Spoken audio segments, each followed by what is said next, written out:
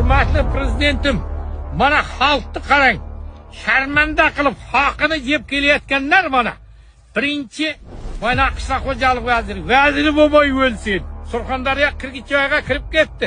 Sen Ulug'bekka medal taqasan. Sen boyna o'ta ketgan jinoyatchi Rahmatullahga medal taqasan. Vazir bo'lmay o'lsin. Xudo senga shunday vazirlikni ulug' lavozimni beribdi. Xudo deb ishlasang o'lasan sen. Jinoyatchilarga medal taqmay.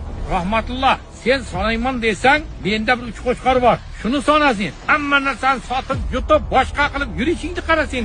Turqingni qara sening ey. Odamni turqqa o'xshamay turqing. Xalqni jib bechkaydayin yana arvoyib yurasan. Biz qumqurgan xalqning ichidan chiqqan vatan xoinisan, sotqinsan. Sen ham Normonning ham vatan xoinisan.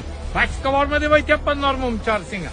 Odamni bosib masjid qaram qilasan sen. Evvela uyatsa, kirishingni qara yana mashin, Dinamarka mashin kiyib, mening mashinda haligi masjidga bormay o'l. Shu mashindan uchib o'lsen, 2,5 milliard xalqning pulini yutding. Yana 1 milliard 600 pulni qarindoshlaringga yozib olib yutib ketding.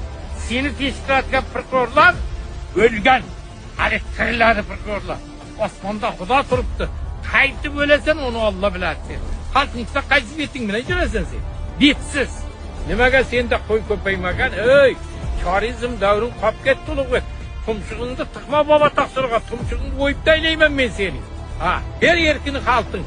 Qo'ymoq qilma xalq haqqini. Zo'ravonligingni olib borsinda prezident Toshkentga seni ishga qo'yib, hali Toshkent shahrida prokuror ishlading-ku.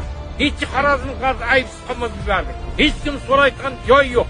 Bu masala cheklangan jamiyat bo'lsa, prezidentimiz tadbirkorga teginma, teginganingni ko'tingga o'yib taylayman deb aytib yotdi. Lekin bular qo'q qo'yularga prezident qarorini bir tingamaydi mana Ulug'bek deganlar.